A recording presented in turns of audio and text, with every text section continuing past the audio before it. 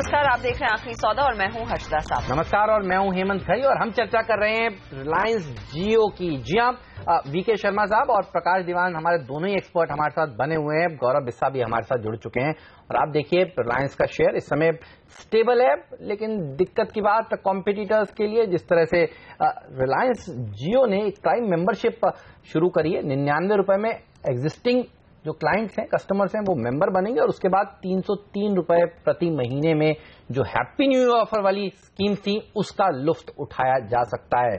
तो अब कॉल लेना है कॉम्पिटिटर्स के शेयरों पर। शर्मा जी बताइए, भारती एयरटेल आइडिया अब क्या करना चाहिए बताइए, क्योंकि ये ऑफर भी आ गया, लोग सुबह से इंतजार कर रहे थे एक बार सुन ले नया ऑफर तो बहुत अट्रैक्टिव है, आप भी कह रहे हैं। देखिए, इसका मतलब ये होगा कि एग्जिस्टिंग जो प्लेयर्स हैं उनके लिए ये जो रात है इसका सवेरा बहुत देर से होगा या नहीं होगा। तो यहाँ पे पैसे बनाने की जो आपके पहले सोचते थे आसान है, वो अब नहीं बनेंगे। तो यहाँ पे ये कह पाना कि इस स्टॉक ने मुझे इतना रिटर्न दिया है वो आगे भी देगा, ये एक्स्ट्रापोलेट बिल्कुल नहीं करें। तो मैं अपना क्लियरिटी रखना चाहूंगा कि मैंने करीब 6 महीने पहले ही ये बोल दिया था रिलायंस के लॉन्च के पहले कि रिलायंस जब भी लॉन्च करेगा तो इनकी शामत आएगी।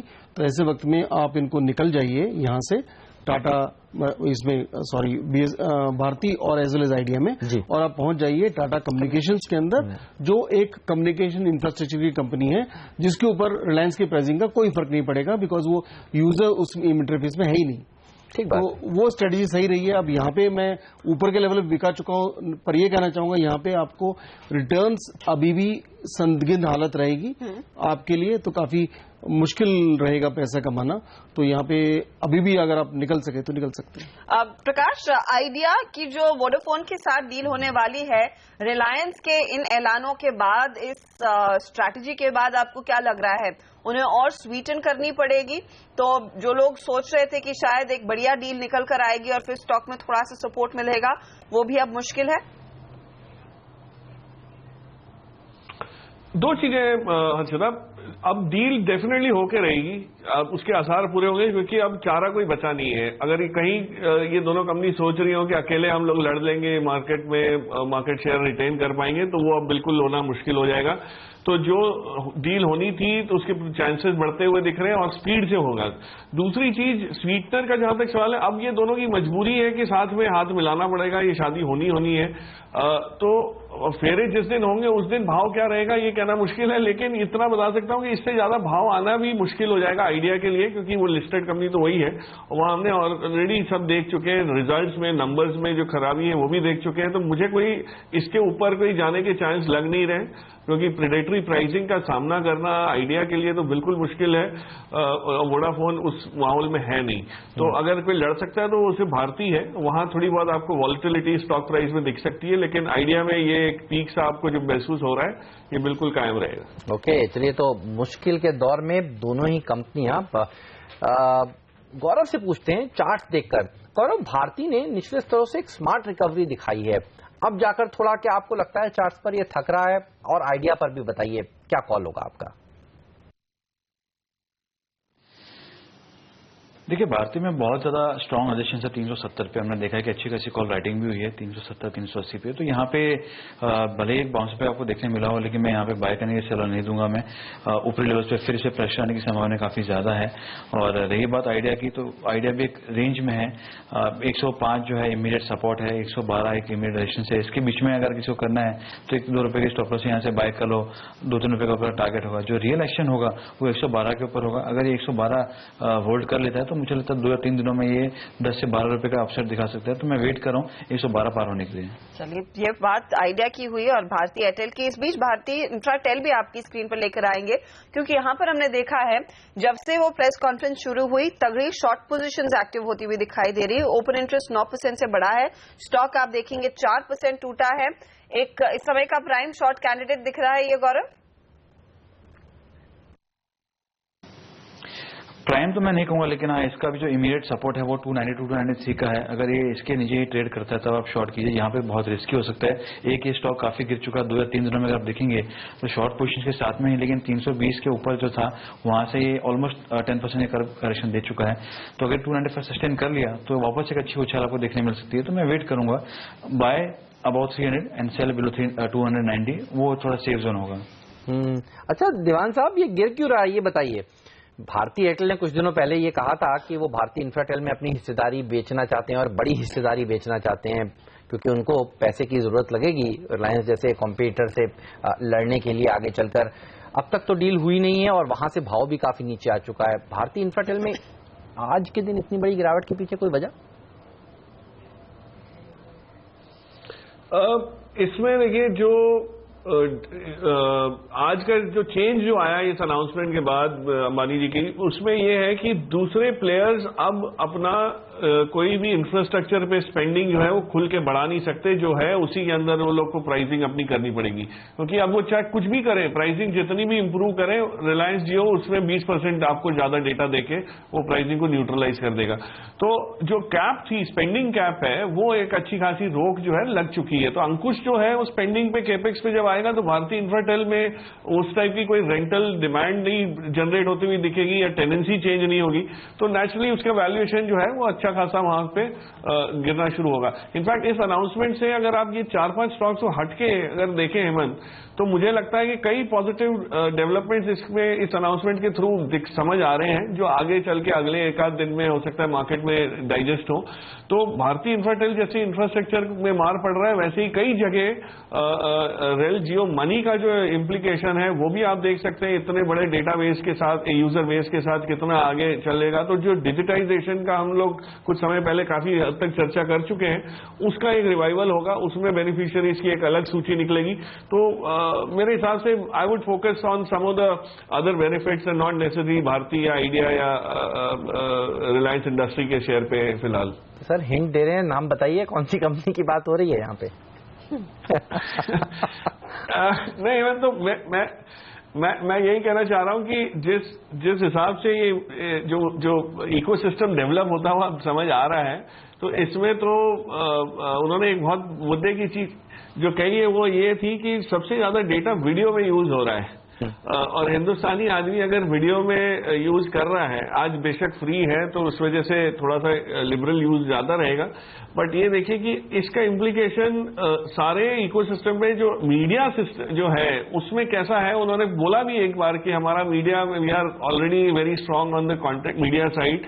तो जो इंडिकेशन उन्होंने दिए है उसका मतलब ये है कि अब इस प्लेटफॉर्म का यूसेज ट्रू सेंस में बाकी चीजों पे आना शुरू हो जाएगा, चाहे वो कंटेंट हो, चाहे वो ट्रांजैक्शनल एबिलिटी हो। अगर 20-25 पैसे भी एक ट्रांजैक्शन के लगने शुरू हो जाते हैं जियो मनी को लेके, जब ये इतना बड़ा फैला हुआ है, तो आप इमेजिन कर सकते हैं कि इससे क्या रेवेन्यू स्ट्रीम्स डेवलप होंगी। ठीक बात है, तो मीडिया कंपनियों के लिए अच्छी खबर है एक तरह से।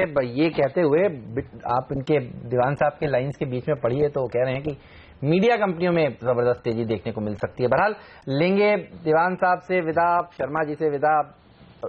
गौरव बिस्सा जी आपका भी शुक्रिया समय निकालने के लिए और इस तमाम चर्चा में हमारे साथ जुड़ने के लिए। बाजार में देखिए रिकवरी देखने को मिल रही है अर्शदा, और 5900 पर एक बार फिर दस्तक देने की कोशिश होती हुई, तो पॉजिटिव टेरिटरी में मार्केट ऑफ कोर्स ट्रेड कर रहा है। हेमंत, खास बात यह है कि बैंक निफ्टी पिछले 20 मिनटों में काफी तगड़ी चाल दिखा चुका है, लगभग 100 अंकों का उछाल देखने को मिला है। तो इसी स्टोरी को आगे मैप करेंगे, आपको बताएंगे यहाँ से आगे आपकी क्या क्लोजिंग की स्ट्रैटेजी होनी चाहिए। हमारे साथ जुड़ेंगे विजय चोपड़ा और साथ ही रजत बोस। बने रहिए CNBC आवाज के साथ।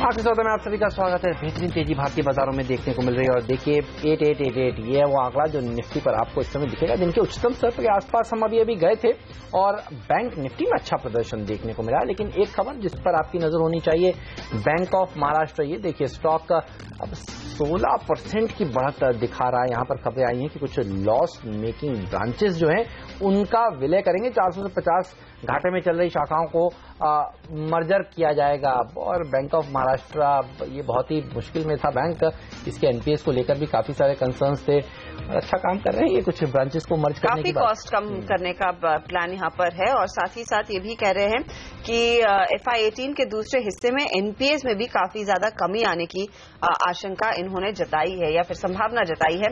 और यही वजह है कि वो स्टॉक कितनी तेजी दिखा रहा है, करीब 18% का उछाल हेमंत इस समय आता हुआ। तो ये कंप्लीटली ऑफ द रेडार था काउंटर, क्योंकि कल आपको याद होगा धनलक्ष्मी जैसे काउंटर्स भाग रहे थे। बैंक ऑफ महाराष्ट्र की कॉस्ट कटिंग एक्सरसाइज के बाद इसमें तेजी बनती दिखाई दे रही है। हमारे साथ इनॉक वेंचर्स के एमडी और सीईओ विजय चोपड़ा है और साथ ही मार्केट्स पर एक टेक्निकल चेक लेंगे रजत के boss.com के रजत बोस से। चोपड़ा साहब, लेकिन पहले इस खबर पर बताइए, bank of Maharashtra aggressive cost cutting exercise initiate कर रहे हैं और स्टॉक में जो तेजी आई है, क्या मौका है एग्जिट लेने का? फिर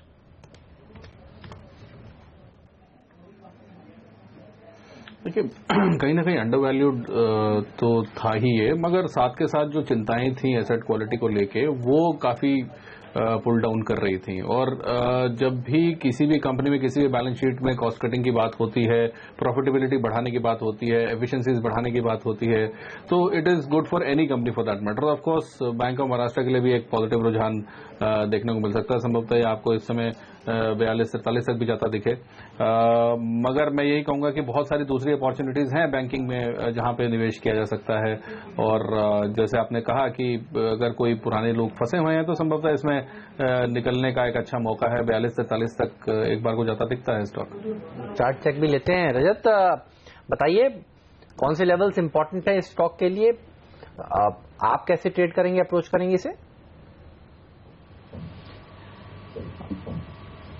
हेमंत, थोड़ा सी हिस्ट्री बताना जरूरी है, क्योंकि बैंक ऑफ महाराष्ट्र जो है वो 2014 में 55 रुपया का टॉप बना के जो नीचे की तरफ आ रहा था और करीबन 25 से भी नीचे चला गया था कुछ दिनों पहले। तो अभी उसी में एक रिवर्सल सिग्नल, और ये reversal signal daily, weekly, monthly, quarterly chart, वहां तक ये रिवर्सल सिग्नल दिख रहे। ये अभी अगर आज के दिन 38 रुपया 70 पैसा को जो हाई दिखाया अभी तक, वो 37 रुपया 40 पैसा जो करीबन 6 महीना पहले दिखाया था 29 जुलाई के आसपास में, तभी उसी को भी पार करके ऊपर चल दिया है।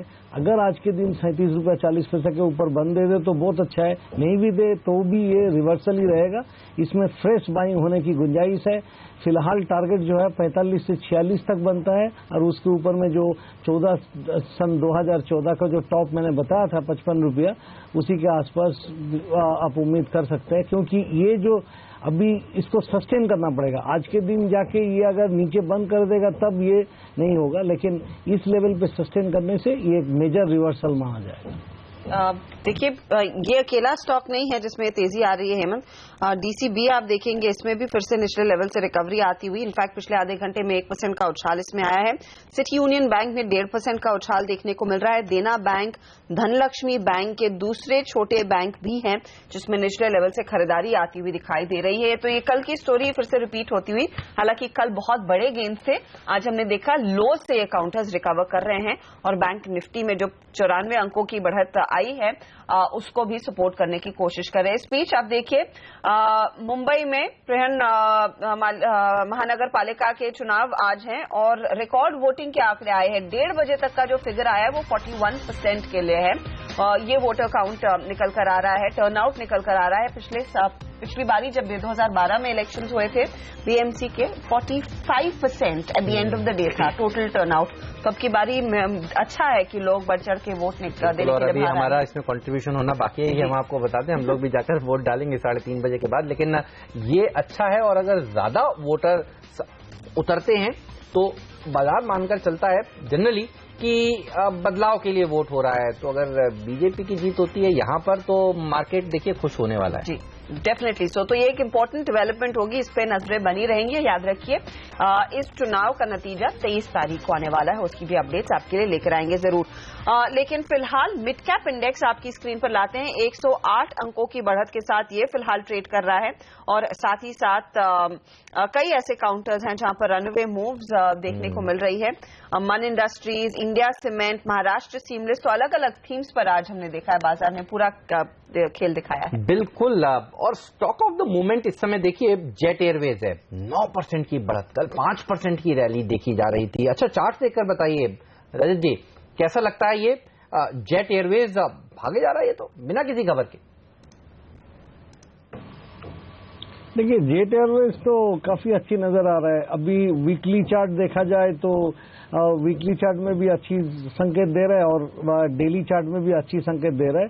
जेट एयरवेज कुछ दिनों पहले एक हाई बनाया था 424 रुपया 90 पैसा का, तो इस बार अगर उस हाई को क्रॉस कर जाएगा तो एक ग्रैंड रिवर्सल, मतलब बहुत बढ़िया रिवर्सल दिख जाएगा और ऊपर में तब 470 से 500 तक आप उम्मीद कर पाएंगे और उस टाइम में आपका स्टॉप भी काफी नजदीक पे होगा, मतलब लो रिस्क लेके एक बार ऊपर की तरफ आप खेल पाएंगे।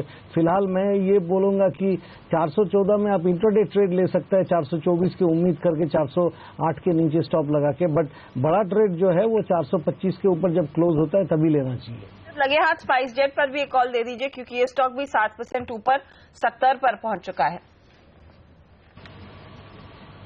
देखिए स्पाइस जेट के बारे में कहा जाए तो ये मैं कहूंगा कि ये अपना एक रेजिस्टेंस जोन पे आ चुका है।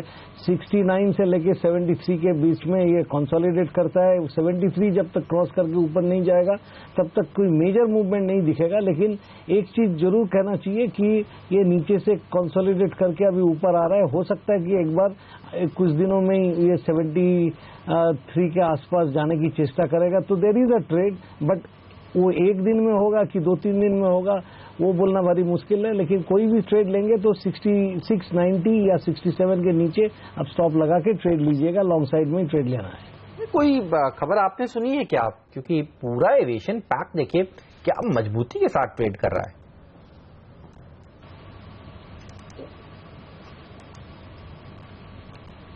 विजय को लगता है हमारी मेरे नजर में तो फिलहाल कोई खबर नहीं आई, मगर कई बार ऐसा होता है कि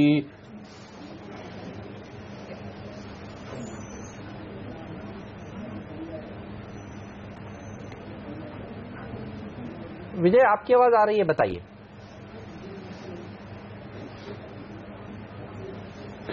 हाँ, तो कई बार ऐसा होता है कि मार्केट्स में और स्टॉक्स में फॉरवर्ड अर्निंग्स के चलते हुए एक स्पाइक देखने को मिलता है। नो डाउट क्रूड की बढ़ोतरी की वजह से सारी की सारी एविएशन कंपनीज में जो गिरावट देखने को मिली तो उसमें वो डैमेज हुआ, मगर अब कहीं ना कहीं क्रूड थोड़ा सा स्टेबल दिख रहा है। दूसरा आने वाला टाइम जैसे गर्मियों की छुट्टियों का टाइम है और जिस तरह की बुकिंग्स आ रही होंगी प्रोबेबली, तो उसके चलते हुए एक स्पाइक देखने को मिल सकता है, या कोई और खबर प्रोबेबली एक्सपेक्टेशन होगी पूरी एयरलाइन पैक की। बट मैं ये कहूंगा कहीं ना कहीं पूरी की पूरी एयरलाइन इंडस्ट्री जो पिछले 2 साल से बहुत अच्छा परफॉर्म कर रही थी, सबड्यूड थी। काफी 6-8 महीने से हम देख रहे थे कि इसमें कोई भी खास एक्शन नहीं था, साइडवेज पड़े हुए थे स्टॉक्स। तो कई बार एक नेचुरल स्पाइक भी मिलता है और जेट एयरवेज हमारे रिकमेंडेशन लिस्ट पे भी है। मुझे लगता है कि कम से कम 500 के क्रॉस करने के बाद संभवतः 550 और 600 के स्तर पे भी जा सकता है।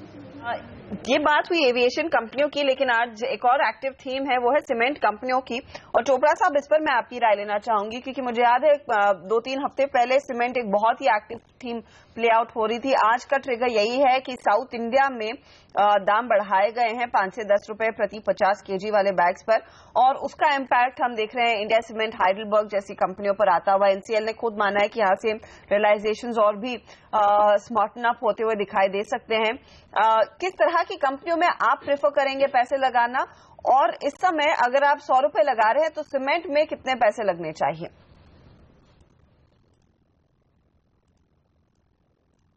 हर्षदा, 2-3 चीजें मैं यहाँ पे बोलना चाहूंगा। नंबर 1, जिस तरीके का फोकस बजट में भी इंफ्रास्ट्रक्चर के ऊपर था, जो अफोर्डेबल हाउसिंग स्पेस है उसको इंफ्रास्ट्रक्चर का स्टेटस दिया गया। सरकार काफी कुछ करना चाहती है बचे हुए 2 सालों में, और आई एम श्योर कि वो इंफ्रास्ट्रक्चर के बिना हो नहीं सकता।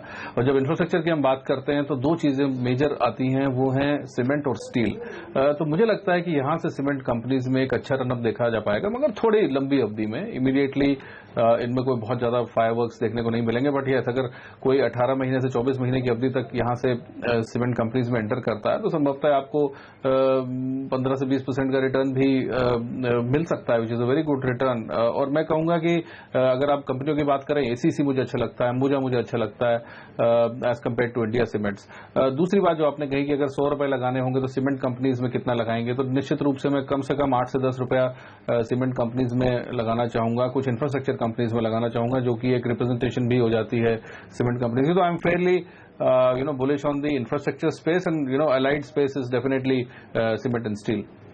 ओके, चलिए, तो ये रहा सीमेंट कंपनियों पर। लेकिन आप एक शेयर देखिए HDFC बैंक, और ये स्टॉक ऑफ द मोमेंट है, दिन के हाईएस्ट लेवल पर इस समय कारोबार कर रहा है। बाजार में जो तेजी देखने को मिल रही है, आपको निफ्टी का चार्ट देखिए, जैसा दिख रहा है वैसा ही आपको HDFC का दिख रहा है। देखिए HDFC का चार्ट आपने देखा, अब आप देखिए निफ्टी का चार्ट, और ये हैवी वेट है। बैंक निफ्टी में बड़ा हिस्सेदारी रखता है, निफ्टी में बड़ी हिस्सेदारी रखता है, और जिस तरह से ये रिकवर हुआ है पिछले 15-20 मिनटों में, एक बार कंट्रीब्यूटर्स लाते हैं। जब तक रजत आप इसका चार्ट देखकर बताइए, यहां पर कुछ लोग मानकर चल रहे थे कि जो ज्यादा शेयर खरीद लिए गए हैं वो बिकने के लिए आएंगे, लेकिन गिरावट हुई नहीं, और देखिए कुछ लोगों ने इस एंटिसिपेशन में शॉर्ट सेल भी किया है HDFC बैंक का।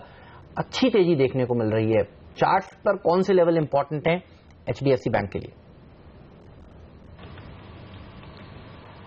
हेमंत, इसमें 1454 रुपया का जो टॉप बना था 3 दिन पहले, वो बहुत ही अहम लेवल है, क्योंकि वो उस दिन ऊपर खुल के वो टॉप बना के ये फिर नीचे जाके क्लोज किया था, और ये अभी भी जो गैप छोड़ के आया है, मान लीजिए कि जो कल का लो जो है 1359 रुपया से, और उसके आगे जो गैप के पहले जो हाई बना था 1333 का, ये 26 रुपया का जो गैप अभी भी छोड़ के ऊपर ही चल रहा है। तो ये टॉप हेवी तो लग रहा है, लेकिन एक चीज है कि 1454 के ऊपर में क्लोज करने से और उस क्लोजिंग के दिन अच्छी वॉल्यूम होने से ये मानेंगे कि अभी फिर भी ये ऊपर जा सकता है। But I would not suggest you by, आप इस लेवल पे इसमें खरीदारी कीजिए, लेकिन आपके पास में है तो 1360 के नीचे स्टॉप लगा के इसमें बने रहिए। और ऐसा भी अपने देख चुके हैं कि इसमें कितना फॉरेन इन्वेस्टर का इंटरेस्ट है कि वो मैंने ऑलमोस्ट लाइक अ स्टैम्पेड घुसने का चेष्टा किया था।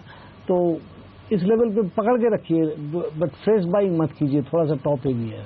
निवेश है तो बनाए रखें, यह सलाह आ रही है साफ।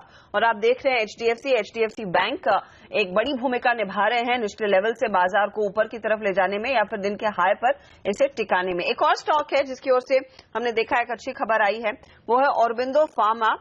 US FDA ने जांच की है एक पर्टिकुलर इनकी यूनिट 11 को, और वहां पर कोई खामी नहीं पाई गई है, तो एक पॉजिटिव होता है। आपको याद होगा बीते हफ्ते कैडला हेल्थ केयर भी इसी तरह की डेवलपमेंट पे भागा था, लेकिन काफी पिटा है ये पूरा पैक फार्मा कंपनियों का।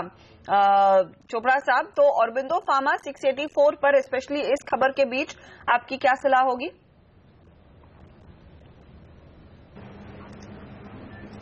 देखिए, पूरे के पूरे फार्मा पैक पे मैं पिछले करीब 2 महीने से बुलिश हूं। मैं ये बात बोलता आ रहा हूं कि कहीं ना कहीं फार्मा पैक बॉटम आउट हो रहा है, और हमने देखा चाहे वो वोकार्ट हो, चाहे वो सन फार्मा हो, लुपिन हो, ग्लेनमार्क हो, इन सभी कंपनियों में कुछ हरकत देखने को मिल रही है।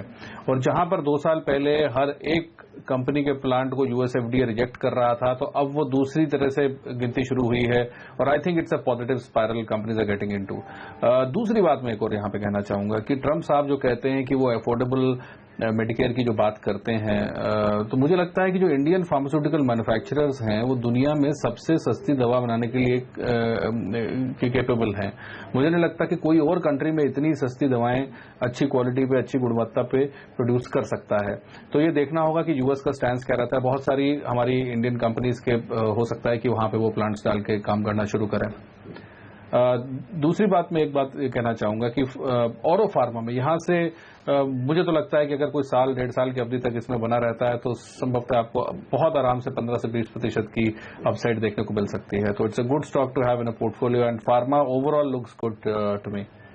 तो फार्मा कंपनियों के ऊपर नजर रखिए। ऑरोबिंदो फार्मा नतीजों के बाद थोड़ा कमजोर जरूर हुआ था, लेकिन ये खबर आज अच्छी आती हुई ऑरोबिंदो फार्मा के लिए। लेंगे एक छोटा सा ब्रेक, और देखिए इसी बीच जब हम ऑरोबिंदो फार्मा की बात कर रहे थे तब निफ्टी ने जो अपना सुबह का इंट्राडे हाई था 8897, देखिए इसको पार करके 8898 पर गया है, तो हाईएस्ट लेवल पर इस समय कारोबार हो रहा है। और श्रेय तो आपको बैंक निफ्टी को ही देना होगा। आप देखिए एक्सिस बैंक जैसे स्टॉक पे अच्छा प्रदर्शन अलग अलग रूमर्स के चलते यहां पर दिखाते हुए कि कोई ना कोई बैंक इसको अप्रोच कर रहा है खरीदारी करने के लिए। देखिए ये शेयर भी अचानक से भागा है, तो बैंकिंग शेयर रूमर्स के चलते दौड़ लगाते हुए इस समय नजर आ रहे हैं। ब्रेक के बाद हम पूछेंगे कि आज का आधा घंटा और 2 दिन और बचे हैं, उसके बाद होगी एक्सपायरी, तो कहां होगी एक्सपायरी, और आपके सामने हम पेश करेंगे CNBC आवाज ने जो पोल निकाला है अपने एक्सपर्ट से पूछकर। और आपको बता दूं ज्यादातर लोग मान रहे हैं 8,900 के ऊपर एक्सपायरी होगी, तो अभी मौका है या नहीं ये हमें बताएंगे रजत बोस जी छोटे से ब्रेक के बाद।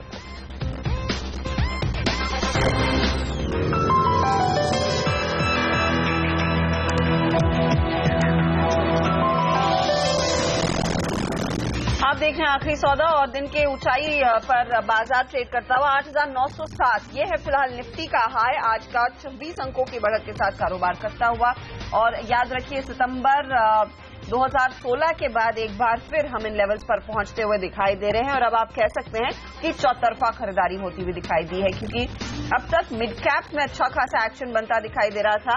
निफ्टी में जो तेजी आई है वो पिछले 15-20 मिनटों के मूव से आई और बैंक ने एक बड़ी भूमिका निभाई है, जो हम आपको बता रहे थे। एचडीएफसी बैंक जैसे शेयर और एडवांस डिक्लाइन रेशियो भी सुबह से ही मजबूत है। फेयर एंड ग्रीड मीटर आपने देखा 63 के आसपास ट्रेड कर रहा है। तो इस तेजी में अब यहां से और कितनी और अग्रेशन दिखाना चाहिए, कितनी और बड़ी बड़ी तेजी की पोजीशंस आपने सामने रखनी है, निफ्टी कॉल सबसे पहले आपके लिए हाजिर करते हैं और फिर आपको बताएंगे कि इन स्टॉक्स के बल पर बाजार आगे और भागेगा। राकेश बंसल की राय 8,954 ये टारगेट है तेजी का। 8800 पर रखिए स्टॉप लॉस, एक्सपायरी तक ये लेवल्स अचीव होंगे। और निशान जैन भी कह रहे हैं कि यहाँ से 50 पॉइंट और बढ़ सकता है। 8,900 तो आपने देख लिया, 8,950 1 से 2 दिन में आ सकता है, अच्छी तेजी देखने को मिलेगी। 8860 के स्टॉप लॉस के साथ आपको लॉन्ग पोजीशन बनानी चाहिए। रजत, निफ्टी पर आपका टारगेट बताइए, दिन के उच्चतम स्तर पर कारोबार हो रहा है। देखिए निफ्टी में इस लेवल पे खरीदारी करने का सलाह नहीं दूंगा, लेकिन कुछ डिक्लाइन हो, जैसे कि ये जो 2 घंटा का रैली हुआ था 8,870 के आसपास से उसी के आसपास पहुंचे तो 8,850 के नीचे स्टॉप लगाइए और ऊपर में 8,920 तक की उम्मीद करके उसमें तेजी करना चाहिए। ऐसा देखिए 8969 का सामने तो एक टारगेट है ही, वो टारगेट कभी भी दिखेगा, आज दिखेगा या तो नया क्लियरिंग में दिखेगा, वो दिखना पड़ेगा। ओके, ये फिलहाल रजत के लेवल्स हैं 8920 के। संदीप वागले आप भी हमारे साथ जुड़ गए। संदीप बताइए आपका क्या टारगेट रहेगा इस तेजी में? Harshada good afternoon. मेरा निफ्टी का टारगेट 8960 का होगा और मेरा स्टॉप लॉस 8850 का होगा। मैं समझता हूँ एक्सपायरी 8950 के आसपास होनी चाहिए। ओके, तो देखिए एक्सपायरी तक का व्यू बता रहे हैं वागले साहब, तेजी का ध्यान आपको रखना चाहिए। और हम आपको बता दें सीएनबीसी आवाज ने एक पोल कराया और बहुत इंटरेस्टिंग फाइंडिंग्स उसमें से निकल कर आए हैं। 8,900 के ऊपर एक्सपायरी होगी। 46% पोल्स में जो एक्सपर्ट्स हैं जिन्होंने भाग लिया वो कह रहे हैं, तो तेजी देखने को मिलेगी। और हम आपको ब्रेक से पहले भी यही कह रहे थे कि ध्यान तेजी का ही रखिए और देखिए क्या रैली हो रही है। जी हाँ, सेंचुरी मार दी है। सेंसेक्स ने 8,850 से 8,900 के बीच एक्सपायरी होगी, कुल 15% लोग ही मानते हैं, तो आपको ध्यान रखना चाहिए इस समय लॉन्ग साइड पर ही। एक्सिस बैंक पर बात करना चाहूंगा। काफी दिनों से यहां पर खबरें आ रही थी कि पहले कोटक महिंद्रा बैंक इंटरेस्टेड है, अब यहां पर रिपोर्ट्स ये सजेस्ट कर रही हैं कि कोटक महिंद्रा बैंक के अलावा कुछ और बैंकों ने भी इनको अप्रोच किया है। एचडीएफसी बैंक, एचडीएफसी का नाम आया है, इंडसइंड बैंक का नाम आया है, लेकिन अभी कोई फॉर्मल बातचीत, इनफॉर्मली बातचीत हुई है, फॉर्मल कोई अनाउंसमेंट किसी की तरफ से आया नहीं है। ये बताइए विजय, आप किस तरह से देख रहे हैं इस डेवलपमेंट को, क्योंकि पिछले 15-20 मिनटों में एक्सिस बैंक ने जो दौड़ लगाई है उससे भी बाजार को काफी सपोर्ट मिला है।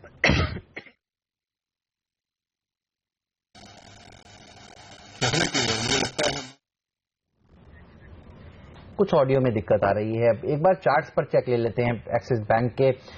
वागले साहब, एक्सिस बैंक आपका टारगेट क्या है? 500 के ऊपर निकला है अभी। हेमंत, व्यू तो पॉजिटिव है। थोड़ा सा मैं एक मिनट में चार्ट खोलता हूँ। 500 के ऊपर अगर सस्टेन करता है हेमंत, तो मेरा व्यू 515, 520 का कल तक ही मिल जाना चाहिए। वैसे 500 का ही एक स्ट्रॉन्ग रेजिस्टेंस है। अभी 500, 501 का भाव चल रहा है। अगर 502, 503 से पे ट्रेड होता है तो एक 497 के स्टॉप लॉस से बाय करे 40512, 514 के टारगेट। क्योंकि ये खबर एक बार फिर सामने आई है, स्टॉक में इंटरेस्ट बनता हुआ दिखाई दे रहा है। लेकिन हेमंत, इंटरेस्टिंग बात यह है कि इनफॉर्मली माना यही जा रहा है, जो सूत्र कह रहे हैं नेटवर्क 18 के, कि कोटक महिंद्रा ने सरकार से बात की थी और बोला था कि एक्सिस बैंक के विलय के बारे में हम अपना आवेदन रखना चाहते हैं, लेकिन सरकार चाहती है कॉम्पिटिटिव स्पिरिट रहे इसमें। तो अब बाद में अब ये निकल कर आ रहा है कि शायद IndusInd bank, ICICI bank, HDFC bank भी टेकर्स रह सकते हैं। तो देखना होगा कि कैसे ये मामला आगे बढ़ता है। लेकिन इस बीच ज्यादातर लोगों ने इस खबर की पुष्टि नहीं की है, ठीक बात है। लेकिन सूत्रों के हवाले से अब ये डेवलपमेंट आई और वो स्टॉक फिर से भागता हुआ। बिल्कुल सही कह रही हैं। कुछ दिनों पहले देखिए जब उदय कोटक जी से पूछा गया था तो उन्होंने कहा था कोई भी टिप्पणी करना नहीं चाहेंगे। अच्छा, खबरें ये भी आई थी कि उदय कोटक जी की क्योंकि हिस्सेदारी कोटक महिंद्रा बैंक में काफी बड़ी है, वो हिस्सेदारी घटाने के लिए ये विकल्प उनके सामने, इसलिए इन खबरों में और तूल पकड़ा। और उसके बाद अब जिस तरह से ये नया डेवलपमेंट आ रहा है कि अगर आप जो बता रही है कॉम्पिटिटिवनेस रहेगी तो फिर एक्सिस बैंक को हो सकता है बाजार मानकर चल रहा है, अगर बोली लगे तो फिर ऊंचे वैल्यूएशंस मिले। तो नेटवर्क तो बहुत बड़ा है और इतने बड़े नेटवर्क को फिर हासिल करने के लिए अगर बोलियां लगाई जाएंगी तो यही बाजार मानकर चल रहा है दरअसल कि एग्रेसिव बोलियां लग सकती हैं और इसीलिए देखिए क्या तेजी देखने को मिल रही है। तो एक्सिस बैंक भी अच्छा प्रदर्शन दिखाता हुआ, HDFC बैंक भी अच्छा प्रदर्शन दिखाता हुआ। एक बार देखते हैं विजय चोपड़ा साहब हमारे साथ जुड़ चुके हैं या नहीं, फिर चोपड़ा साहब के पास जाएंगे। चलिए, शायद नहीं जुड़े हैं अभी, लेकिन देखिए स्टॉक्स तो दो ही एक्शन में है। प्राइवेट सेक्टर बैंक्स नहीं बाजार को इस समय इस ऊंचाई तक ले गए हैं। देखते देखते आप देखेंगे बैंक निफ्टी की सेहत और भी दुरुस्त होती हुई, तंदुरुस्त होती हुई 180 अंकों का उछाल आ चुका है। तो काफी बढ़िया मूव देखने को मिला है। तो बैंक निफ्टी पर भी एक क्विक कॉल ले लेते हैं रजत से। रजत, आगे क्या लेवल्स देखने को मिलेंगे? देखिए 20,855 के लेवल्स तो आज ही इसने अचीव कर लिए हैं। देखिए इसका अभी 21,000 तो कल सुबह शायद दिख जाएगा और 21,500 के आसपास मैं मानता हूं कि काफी अच्छी सप्लाई आना चाहिए, क्योंकि वो एक क्रिटिकल लेवल टेक्निकल स्टडीज में आ रहा है। बट अभी जो मोमेंटम है और जिस तरीका का लिक्विडिटी है बाजार में, तो कोई भी रेजिस्टेंस काम करेगा ऐसा उम्मीद कम ही है। बट फिर भी 21,500 का टारगेट मान के चलिए कि इस मोमेंटम में वहां तक जाने की पॉसिबिलिटीज दिख रहे हैं। 500 ये है बैंक निफ्टी का टारगेट। और जिस तरह से ये प्राइवेट बैंक्स बैंक निफ्टी में बड़ी हिस्सेदारी रखते हैं और देखिए इसी के मूव के चलते क्या तेजी देखने को मिले। दिन भर बैंक निफ्टी अंडर परफॉर्म कर रहा था और देखिए जब इसने चलना शुरू किया है तब बाजार को इसी ने दरअसल आज दिशा दी है। तो बैंक्स हैं फोकस पर और इसी पर बात करते हैं। हमारे साथ दिलीप भट्ट साहब जुड़ चुके हैं, जॉइंट MD प्रभुदास लेदर के। भट्ट साहब स्वागत है। ये बताइए आप किस तरह से देख रहे हैं ये जो खबरें चल रही हैं एक्सिस बैंक के विलय को लेकर? पहले खबर आई कोटक महिंद्रा बैंक ले सकता है, अब आ रहा है HDFC बैंक भी इंटरेस्टेड हो सकता है। आप कैसे देख रहे हैं इन रिपोर्ट्स को? ये जो कंसोलिडेशन और जो मर्जर होगा वो इंडस्ट्री के लिए तो अच्छा ही होगा, लेकिन जरा ताज्जुब की बात ये है कि शायद ये एक्सिस बैंक का नाम बार बार आ रहा है, whether as what you said Kotak bank या फिर अभी HDFC बैंक के साथ। शायद ये market will welcome much more अगर हम कंसोलिडेशन देखें कि दूसरे बैंकों में भी हो जाए, कि जैसे SBI सब्सिडियरी ने SBI के साथ मर्ज कर लिया और बाकी के जो बैंक्स PSU में है, whether they can be folded or they can be merged so that we have a proper banking sector with a proper coordinated and centralized control. तो मुझे लगता है markets will welcome more of that. But sure, I think ये space में merger consolidation के लिए जगह बिल्कुल बहुत है और शायद हो भी सकता है. It's very much possible. Okay, तो ये एक बड़ा ट्रिगर डेफिनेटली रहेगा आगे बैंकिंग इंडस्ट्री के लिए और इन निजी बैंकों के लिए। और ये स्टॉक 5% की बढ़त पर इस समय ट्रेड करता हुआ, तो काफी हरकत एक्सिस बैंक में देखने को मिल रही है। इस बीच कुछ और काउंटर्स जो हम देख रहे हैं इस पिछले एक घंटे में अच्छा खासा उछाल दिखा रहे हैं, उनमें आप गौर करेंगे कि नागार्जुना फर्टिलाइजर, NFL जैसे काउंटर्स एक बार फिर रेडार पर आने शुरू हो रहे हैं। ये स्टोरी काफी एक्टिव रही है पहले भी। अब नागार्जुना फर्टिलाइजर पर आपकी कोई राय है रजत? क्या खरीदारी बनती है इस मूव पर? देखिए इंट्राडे चार्ट में तो ब्रेकआउट दिया है और आज का जो शुरू में जो हाई बनाया था वो 74 रुपया 40 पैसा पार कर जाए तो इसमें और भी तेजी आप देख सकते हैं, क्योंकि इस काउंटर ने तो अभी एक लंबी इस काउंटर में लंबी NFL की बात हो रही है। कहते हैं नागार्जुना फर्टिलाइजर हम इस समय दिखा रहे हैं। NFL देखिए लगातार अच्छा प्रदर्शन दिखाता हुआ। अब उस ऑडियो को एक बार दुरुस्त करेंगे और उनका स्टेटमेंट कंप्लीट करेंगे।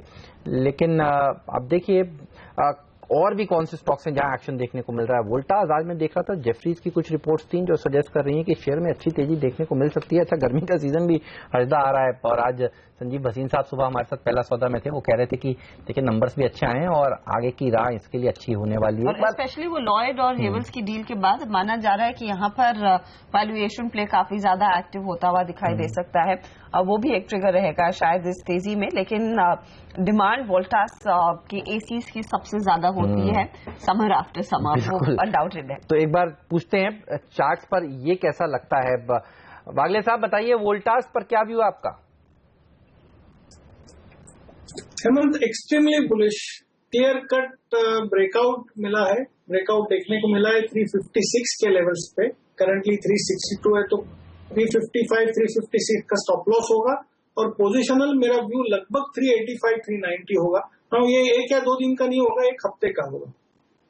ये वोल्टास की सेहत आपके सामने अच्छी खासी चमकती हुई। कुछ और काउंटर्स में इनफैक्ट हेमंत ने सुबह में नोटिस किया था कि सरकारी कंपनियों में अच्छी तेजी आती हुई दिखाई दे रही है। हेमंत, यहाँ पर आप देखिए आरईसी इस समय का टॉप परफॉर्मर है, 3.5% का उछाल इसमें आया है। देखते देखते पीएफसी में भी इनिशियल लेवल से तेजी आती हुई दिखाई दे रही है। और सीपीएसई इंडेक्स देखिए निफ्टी का क्या जबरदस्त तेजी सुबह से दिखा रहा है।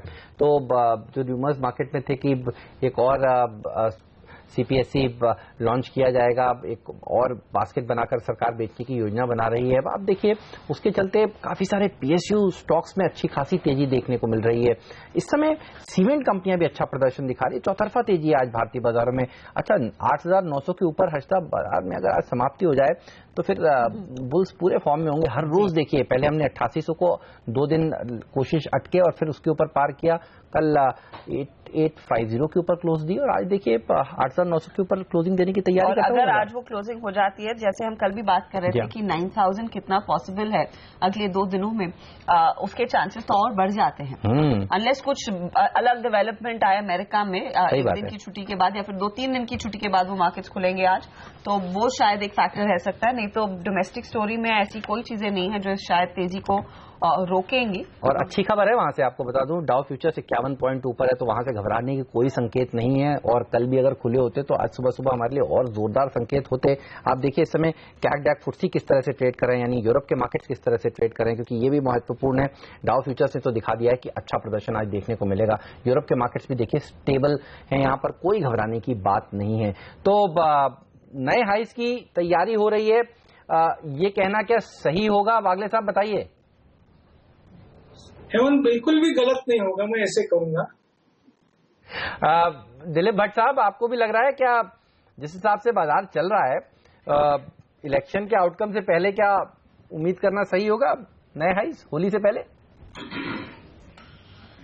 मुझे लगता है ये मोमेंटम जो है वो शायद अच्छा खासा मेंटेन हो जाएगा, ऐसा लग रहा है।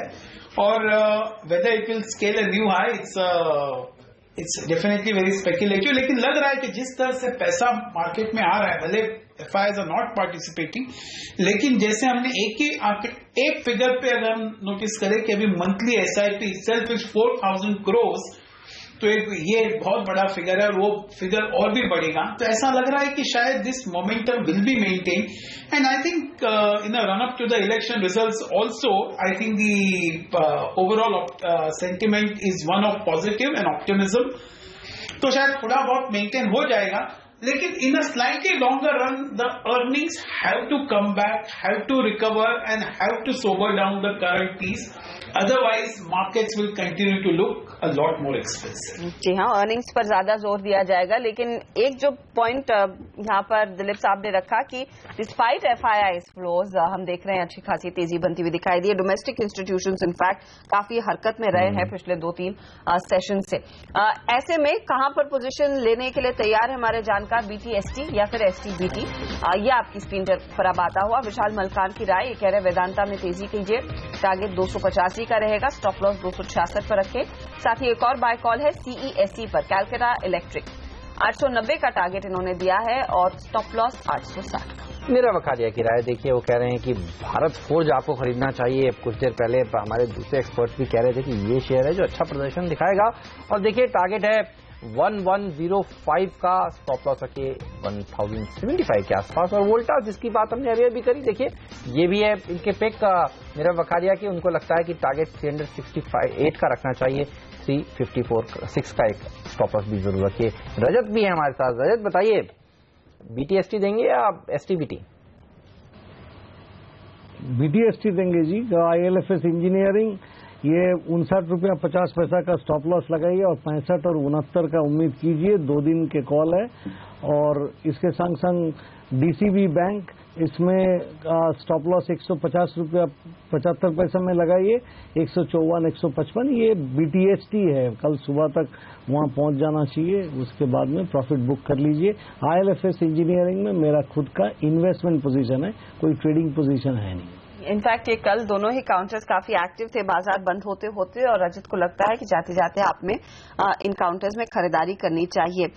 दिग्गजों में कुछ काउंटर्स जिनमें तेजी आ रही है उस पर मैं राय लूंगी, लेकिन संदीप फटाफट आप भी बताइए BTST में कौन से पिक्स हैं आपके? अर्षदा, दोनों ही BTST है। पहला होगा मैरिको जो बाय करके चले 272 के स्टॉप लॉस से फॉर अ टारगेट ऑफ 285, और दूसरा होगा टाइटन जिसमें क्लियर ब्रेकआउट देखने को मिला है, ये 454 के स्टॉप लॉस से बाय करे फॉर अ टारगेट ऑफ 465। तो ये संदीप के पिक्स हैं। आपने मैरिको कहा जिसमें तेजी करनी चाहिए, और टाइटन। एक और स्पेस जो एक्टिव हो रही है वो है पेंट्स में, खासकर एशियन पेंट। और भट्ट साहब, मैं आपकी राय लेना चाहूंगी, जो फिर से कंज्यूमर स्टोरीज हरकत में आने लगी हैं और बाय कॉल्स आने लगे हैं, इस पर आपकी क्या राय रहेगी? और आपको सबसे प्रोमिनेंट प्ले इस समय क्या दिख रहा है पूरे कंज्यूमर प्ले में? अगर हम एक कंज्यूमर प्ले में देखें तो एशियन पेंट्स तो खैर it is always an evergreen stock, लेकिन अगर हम एक प्रेफर्ड इन्वेस्टमेंट स्टॉक कहेंगे तो मुझे लगता है Kansai Nerolac will be certainly one of our pics.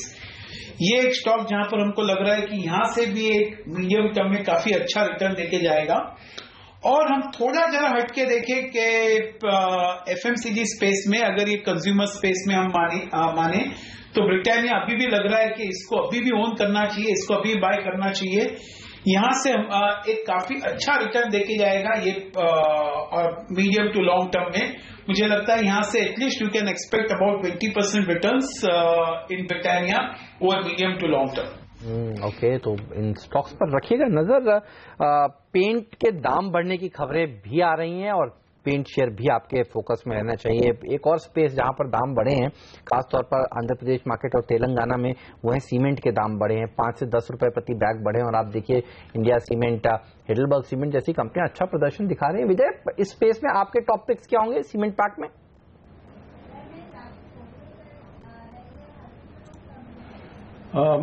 मुझे अंबुजा ACC अच्छा लगता है हेमंत, और मैं कहूंगा कि अंबुजा सीमेंट्स में यहाँ से, जैसे मैंने पहले भी कहा कि इंफ्रास्ट्रक्चर स्पेस में मैं काफी बुलिश हूं, तो लाइट सेक्टर सीमेंट का है, तो Ambuja ACC would be my top picks.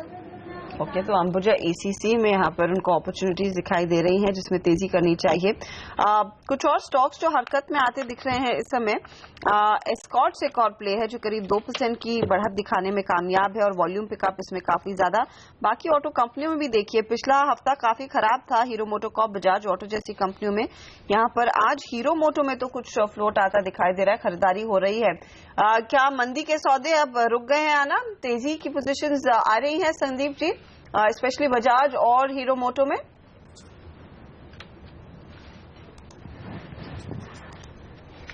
Arshada, ये सवाल मुझसे है? जी। अर्षदा, हीरो मोटो में इतनी स्ट्रेंथ नहीं लगती है। मुझे लग रहा था कि अगर 3150 क्रॉस करेगा तो मोमेंटम आएगा, बट जिस तरह से ऊपर में बिकवाली आई 3143 का हाई बना के अभी वापस 3125 में आया। मॉर्निंग में थोड़ी स्ट्रेंथ लग रही थी दोपहर में, बट वो मैं कैरी फॉरवर्ड नहीं करूंगा। मैं थोड़ा वेट करूंगा थोड़ा और कंफर्मेशन के लिए, और वो कंफर्मेशन होगा 3150 के ऊपर सस्टेन करना। अच्छा वागले साहब, फिर TVS मोटर देखिए, यहाँ पर एक खबर भी है और वो ये है कि तमिलनाडु में जो महिलाएं हैं जो काम काज करती हैं उनको 2 व्हीलर्स खरीदने पर सब्सिडी दी जा रही है, और TVS मोटर के लिए वो बड़ा मार्केट भी है। TVS मोटर के चार्ट कैसे लगते हैं? क्योंकि मैंने देखा है पिछले कुछ दिनों में TVS मोटर ने बहुत अच्छा प्रदर्शन दिखाया है। चार्ट्स पर कुछ अहम लेवल्स हैं जिस पर आप रोशनी डालना चाहेंगे? हेमंत, 412 में TVS मोटर ने 4 दिन पहले ब्रेकआउट दिया है, तो उस लिहाज से मेरा टारगेट 460, 465 मे बी इवन 470 का है, लेकिन अगले 1 या 2 दिनों में थोड़ा सा कंसोलिडेशन हो सकता है और स्टॉक 420, 418 तक आ सकता है। वहां पर आता है तो मैं ज्यादा कंफर्टेबल रहूंगा। इंट्राडे या 1 या 2 दिन के लिहाज से मुझे इतनी स्ट्रेंथ नहीं लग रही है। ओके, अच्छा भट्ट साहब, आज जो मुकेश अंबानी जी की प्रेस कॉन्फ्रेंस हुई जहां उन्होंने नए ऑफर के बारे में बताया, रिलायंस ने जियो प्राइम मेंबरशिप 99 रुपए में देने का फैसला लिया है और हैप्पी न्यू ईयर ऑफर जो इस समय चल रहा है उसको अगर आपको जारी रखना है तो 303 रुपए देने होंगे प्रति माह और उसको कंटिन्यू रख सकते हैं। ऑफर कैसा लगा? टेलीकॉम कंपनियों पर क्या राय है, रिलायंस पर क्या राय है आपकी? मुझे लगता है रिलायंस पे जरूर वो एक नंबर गेम खेल रहे हैं अभी और they would like to capture maximum possible market share और इसका जल्द असर प्रॉफिटेबिलिटी में आ जाएगा कि प्रॉफिटेबल हो जाएगा वैसा नहीं लग रहा है। अभी भी शायद ये एक बिजनेस है जिसको शायद प्रॉफिटेबिलिटी में आने में और थोड़ा टाइम लग सकता है। तो उस हिसाब से मैं उस हिसाब से देखेंगे तो रिलायंस अभी भी शायद there is no reason why it should really go up immediately और से in the medium term. Long term की बात अलग ही है, लॉन्ग टर्म में तो शायद बहुत ही अच्छा रहेगा ये। लेकिन जहां तक इस सेक्टर का सवाल है, मुझे लगता है ये इसका रिलायंस जियो का शैडो जरूर रहेगा ये पूरे सेक्टर के ऊपर, which will force them for mergers and consolidations, क्योंकि अदरवाइज आरपू तो गिर ही रहे। Even data which was supposed to be very profitable वो भी अभी काफी सस्ते दाम में सब लोग सेल कर रहे हैं और capital intensity of the business is just going up. तो मुझे लगता है ये सेक्टर में जरा वेट एंड वॉच करना चाहिए। There is no need to hurry up unless and until you want to take some speculative short term bets. Okay, तो ये फिलहाल राय भट्ट साहब की। इस बीच एक स्टॉक जिसमें तेजी आई है, थॉमस कुक में रफ्तार आई है, वो चार्ट आपकी स्क्रीन पर लेकर आते हैं। देखिए अचानक इसमें 2% का स्पाइक आता हुआ थॉमस कुक अब करीब 2% की बढ़त के साथ 200 पर आ चुका है। वागले साहब, इसमें आपने कुछ नोटिस किया है? क्या वॉल्यूम पिकअप ज्यादा देखने को मिल रहा है? वैसे नहीं, 10 डे एवरेज से तो कम ही वॉल्यूम्स है। खर्शदा बिल्कुल सही है, वॉल्यूम्स इतने नहीं है लेकिन मोमेंटम इंडिकेटर्स काफी पॉजिटिव है। मुझे लगता है ये 212, 215 तक ये मोमेंटम कंटिन्यू हो सकता है और शायद ये प्रीवियस स्विंग हाई जो है 218, 221 का, उसके आसपास भी टेस्ट कर सकता है। तो मैं ये बाय करने की सलाह दूंगा इवन करंट प्राइस पे 200, 201। स्टॉप लॉस होगा 195 का। ओके, चलिए, तो ये राय थॉमस कुक के ऊपर अच्छी तेजी देखने को मिल रही है पिछले 15-20 मिनटों में। इसके अलावा देखिए एफएनओ में कौन से वो स्टॉक्स हैं जहां अच्छा प्रदर्शन देखा जा रहा है? JSPL 9.5% ऊपर है। रजत, इसके चार्ट देखकर बताइए कैसे लग रहे हैं? कल जिस तरह से कोटक ने एक बड़ा अपग्रेड दिया, कल तो दौड़ लगा ही रहा था, आज भी ऊपर है, अब 100 रुपए के ऊपर टिक भी गया है आज की अच्छी तेजी के बाद। अगला लेवल कौन सा है इसके लिए इम्पोर्टेंट? देखिए 109 के बाद में 116, 120 इस रेंज को ये टेस्ट कर सकता है, ऐसा ही दिख रहा है मुझको। और इसमें बहुत बड़ा ब्रेकआउट तो इस वीक में हुआ है ना, वो 95-96 का लेवल तोड़ के जो ये ऊपर भागा है। अब भागने के टाइम में इसमें वॉल्यूम भी काफी जोरदार है और ये काफी रफ्तार से भी ऊपर चल रहा है। तो लगता है कि 116 से 120 जो लेवल में दिख रहा हूँ वो पहुंच जाएगा, अगले हफ्ते तक पहुंच जाना चाहिए। ओके, तो अब यहाँ पर डेफिनेटली ट्रैक्शन आता हुआ दिखाई दे रहा है। इस स्पेस पर मेटल्स में जिस तरह की तेजी आई है, चोपड़ा साहब, आपको JSPL पसंद है या फिर आप दूसरे काउंटर्स टाटा स्टील, JSW जैसी कंपनियों पर भी ज्यादा अग्रेसिव तेजी करना प्रेफर करेंगे?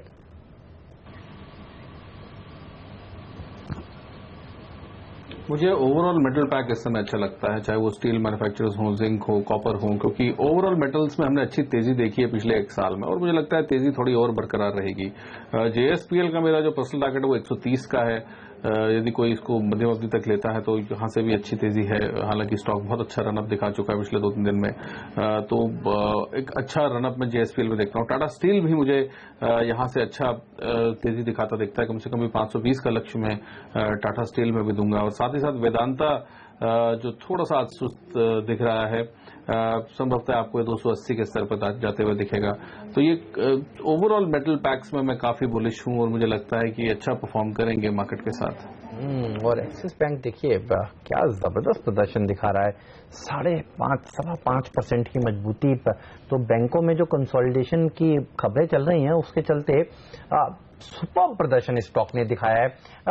वागिल साहब, ये बताइए अगले लेवल्स कौन से इंपॉर्टेंट होंगे एक्सिस बैंक के लिए? अगर किसी ने तेजी करी है तो कौन कौन से लेवल्स पर नजर रखें, रेजिस्टेंस कहां पर है?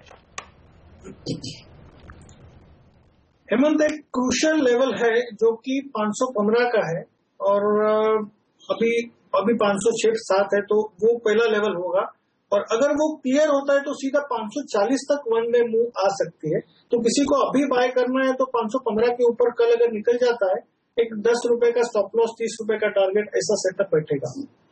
ओके, तो ये फिलहाल आपके लिए सलाह कि एक्सिस में अभी भी मौका, 5 रुपए का स्टॉप लॉस, आगे 10 रुपए और बढ़ने के लक्षण इस स्टॉक में दिख रहे हैं। कुछ और काउंटर जिसमें मैं देख रही हूँ लास्ट मिनट तेजी आ रही है, GHCL 1% से ज्यादा का मूव दिखाता हुआ।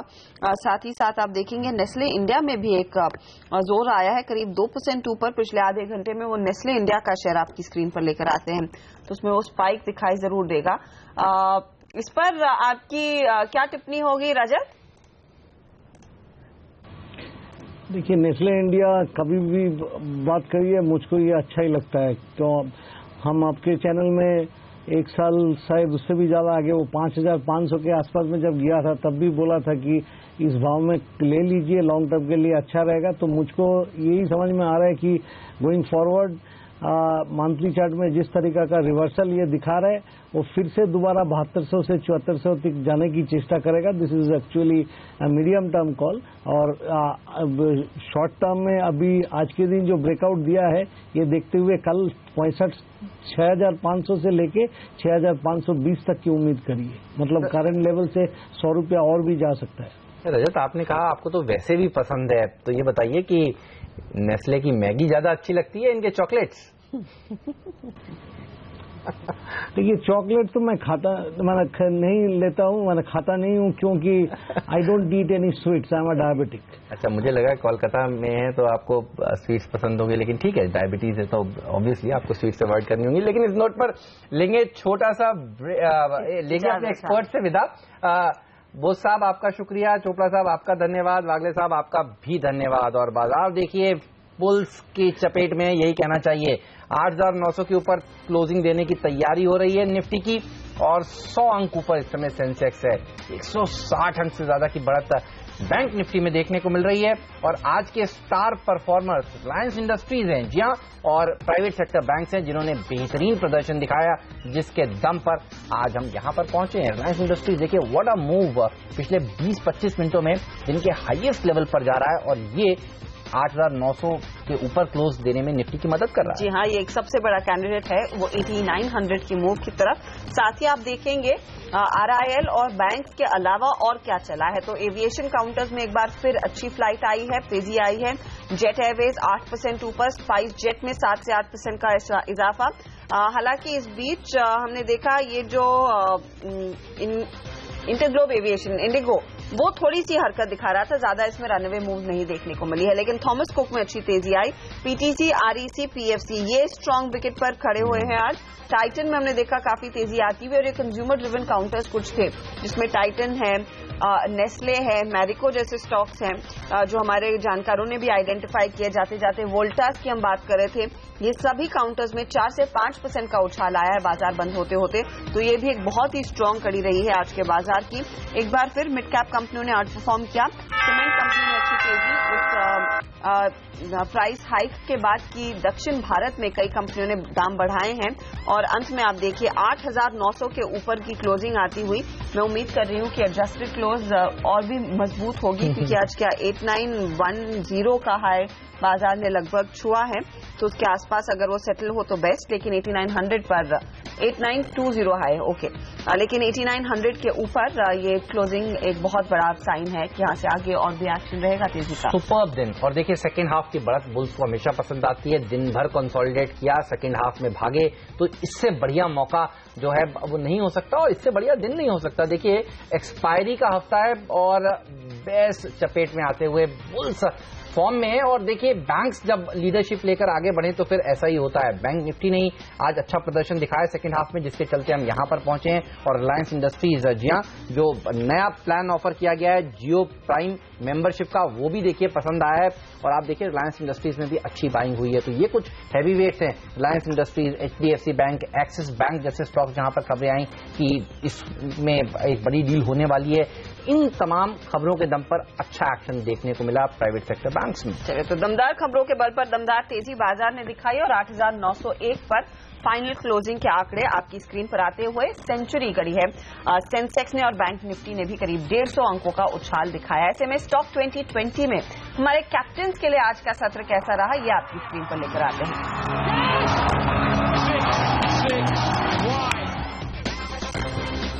और यहां पर 6% की कमाई हेमंत ने की है। तो पूरे बैट्समैन मेरे ख्याल में होंगे हेमंत की टीम में, सारे तेजी वाले खिलाड़ी, और ठीक आधा रिटर्न फिर नीरज का रहा है 3.3% का। ISMT 20% का अपर सर्किट, HOV सर्विसेज में 12% से ज्यादा की तेजी, महाराष्ट्र सीमलेस, गैमन इंडिया, ये हेमंत के तेजी वाले खिलाड़ी रहे हैं। नीरज की टीम भी अब आपके सामने आती हुई इस बाजार में उन्होंने 3% की कमाई की। मन इंडस्ट्रीज 12% भागा, जिंदल 100 में 9% का उछाल, इंडिया सीमेंट इस टीम का हिस्सा था और वेल्सपन कॉप भी करीब 2.5% ऊपर।